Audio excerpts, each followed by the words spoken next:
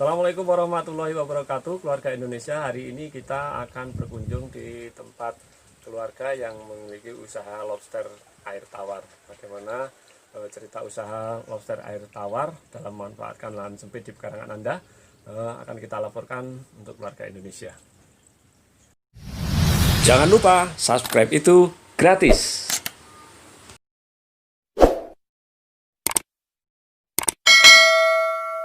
Dalam penyiapan lahan ini apa saja yang harus kita lakukan, Mas Rahmat? Soalnya kita lihat ini soalnya udah lengkap sekali yang dipersiapkan ini.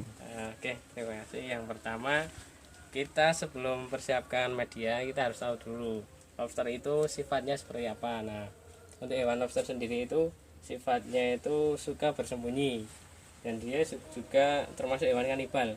Nah, maka dari itu kita persiapkan juga ini ada tempat sembunyi. Tempat sembunyi ini bisa dari genteng, juga bisa dari paralon, ataupun juga bisa dari batu bata seperti itu. Pokoknya kita susun sedemikian rupa biar bisa digunakan untuk tempat sembunyi.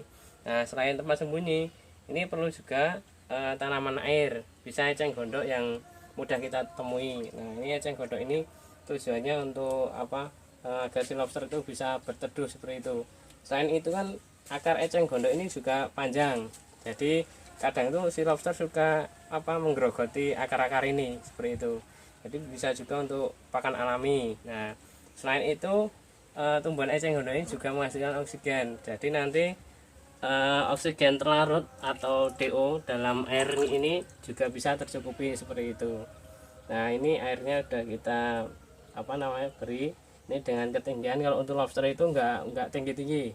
Jadi untuk lobster kan dia di dasar perairan, jadi airnya sedikit. Ini cuman ketinggiannya 10 cm, jadi 10 sampai 15 cm seperti itu.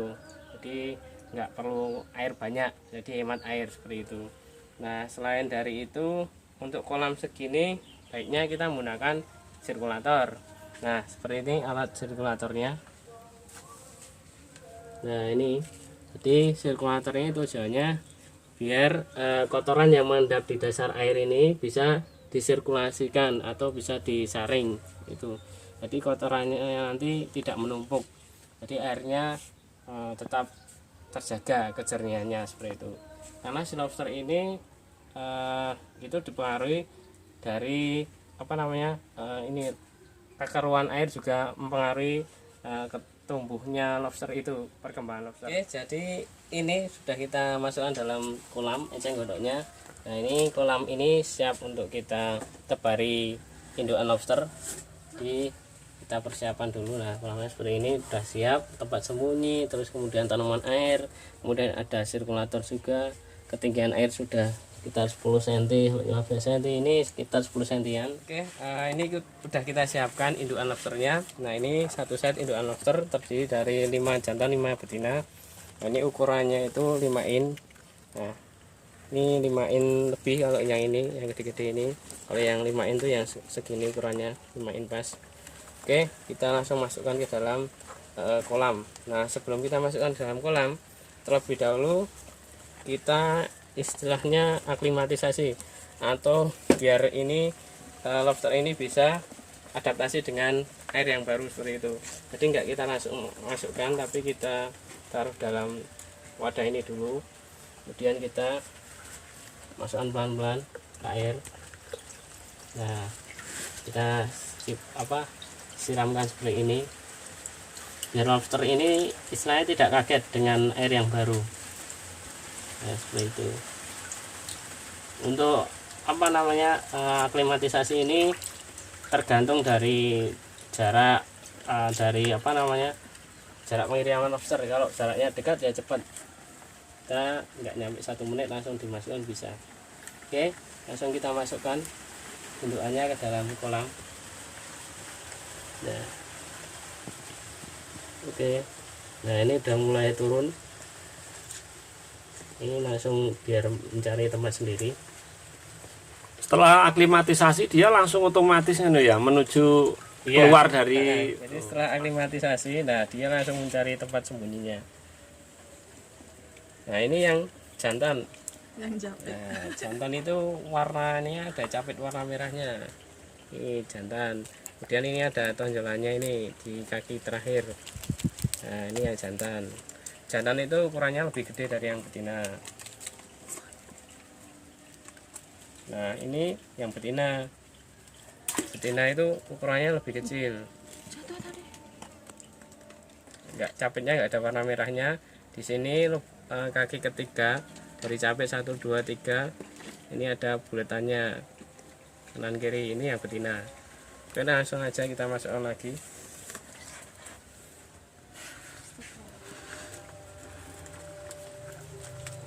Nah ini jumbo.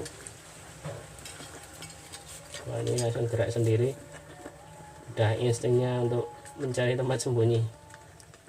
Untuk yang ini aklimatisasinya lebih cepat ya kayaknya. Iya. Dari yang tadi diam aja dia. Langsung cepat. Oh ini, nah dapat. Intinya biar mereka jalan sendiri. Nah Kalau sudah merasa cocok, kemudian mereka keluar dari keranjang aklimatisasi ya. keranjangnya, benar.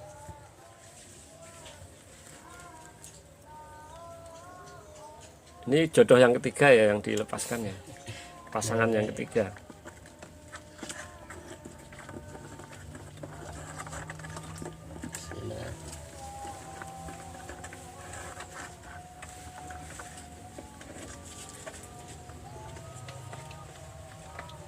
Nah itu keluar gelembung-gelembungnya, ngambil oksigen, ambil napas ya.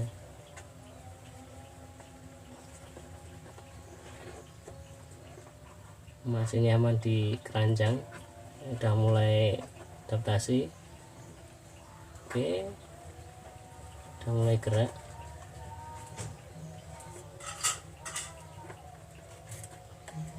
Nah ini juga udah mulai gerak.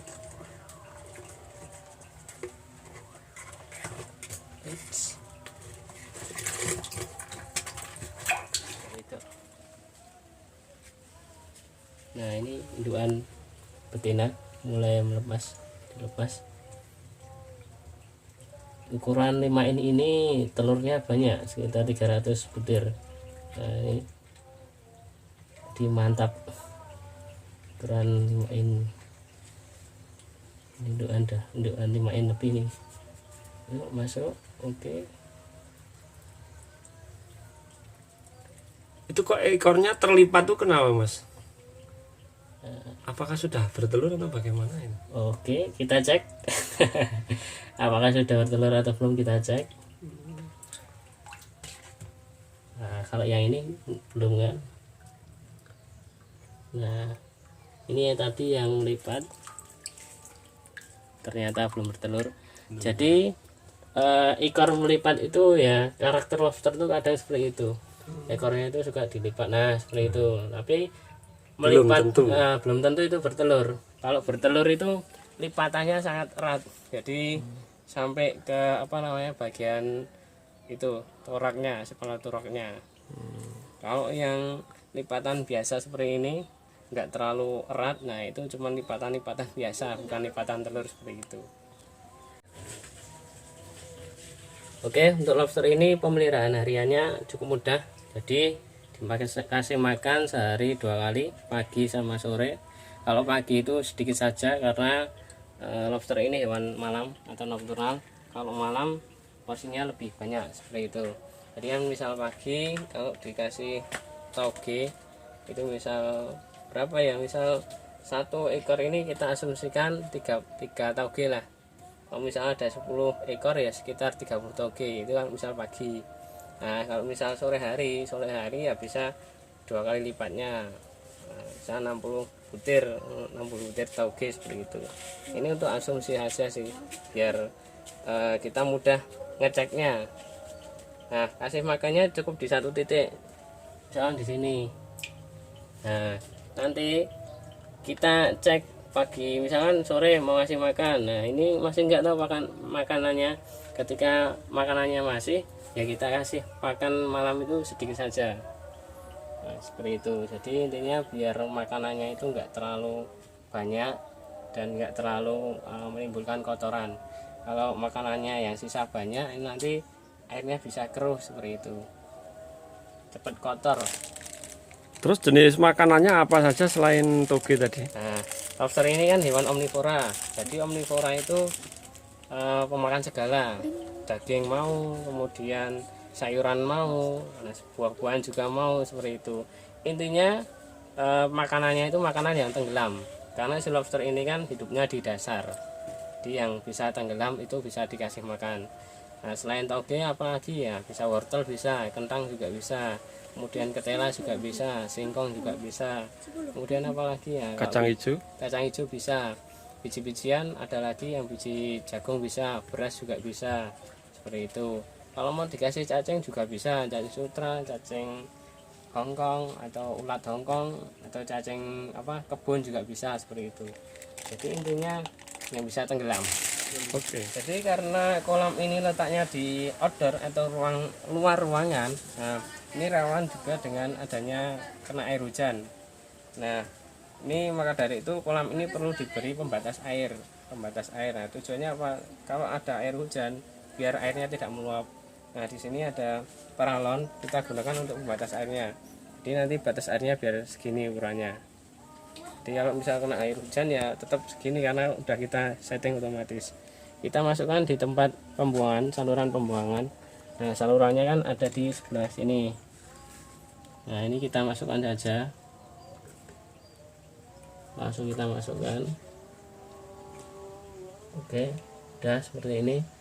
Nah, jadi nanti ketika airnya melebihi batas ini, misal segini, nah ini nanti bisa secara otomatis bisa keluar sendiri karena kan udah kita kasih batas air ini. Nah, seperti itu. Oke, kita nyalakan sirkulatornya ini biar nanti airnya itu tersirkulasi. Nah, ini udah nyala. Di airnya itu biar istilahnya ngalir gitu loh. Kalau airnya yang ngalir, insya Allah kandungan oksigen itu tercukupi.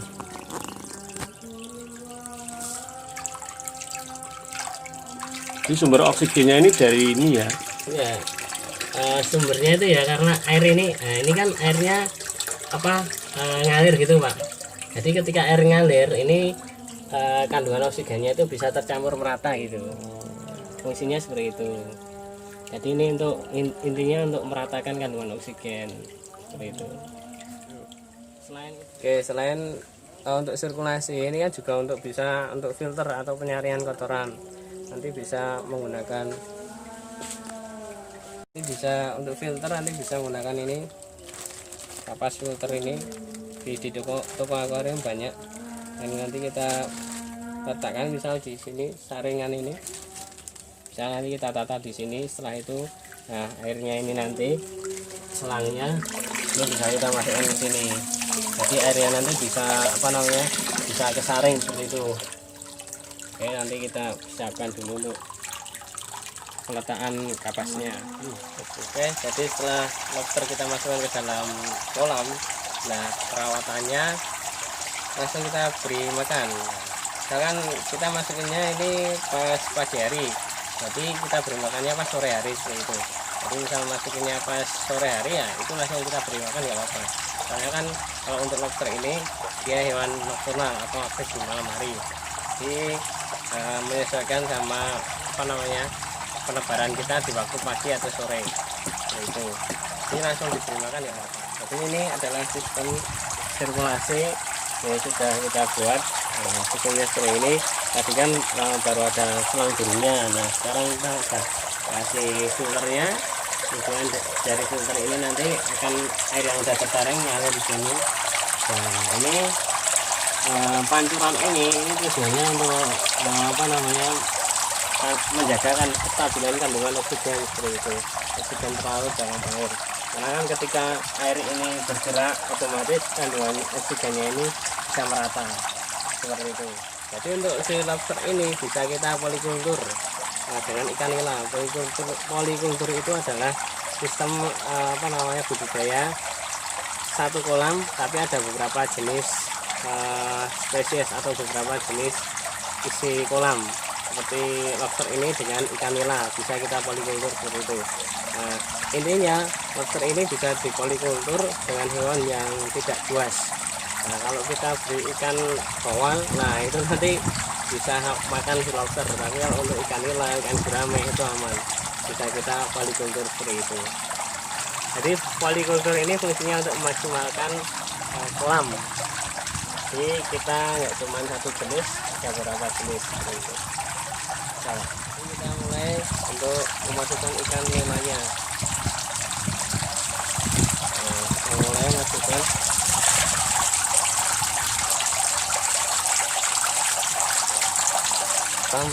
Kita dua isi, yaitu lobster dan ikan nila.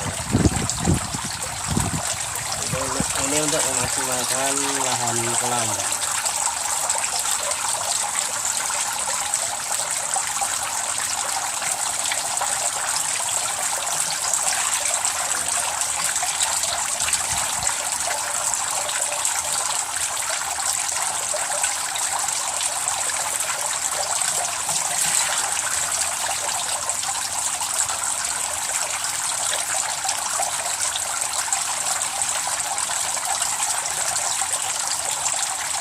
Oke, nila ini juga termasuk hewan omnivora, jadi dia juga pemakan segala, tapi fokusnya lebih suka tumbuh-tumbuhan. Tapi daging juga mau kalau untuk ikan nila ini.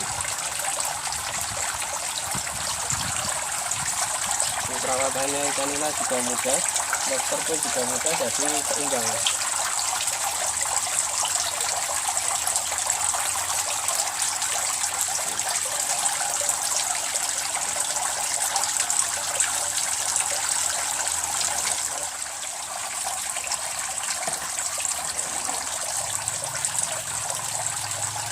Oke, dengan polikultur ini kan otomatis isinya lebih banyak. Nah, jadi kandungan oksigen yang dibutuhkan oleh hewan ini juga lebih banyak.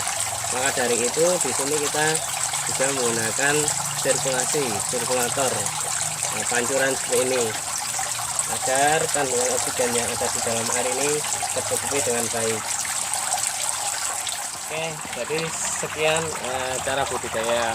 Demikian cara budidaya untuk lobster air tawar dengan sistem polikultur dengan ikan nila seperti ini. Ini caranya cukup mudah, bisa dipraktekkan di rumah seperti itu. Oke. Demikian tadi penjelasan kami tentang tata cara budidaya lobster ikan air tawar. Semoga saja menginspirasi untuk warga Indonesia semuanya. Terima kasih dari kami. Semoga saja bermanfaat. Assalamualaikum warahmatullahi wabarakatuh.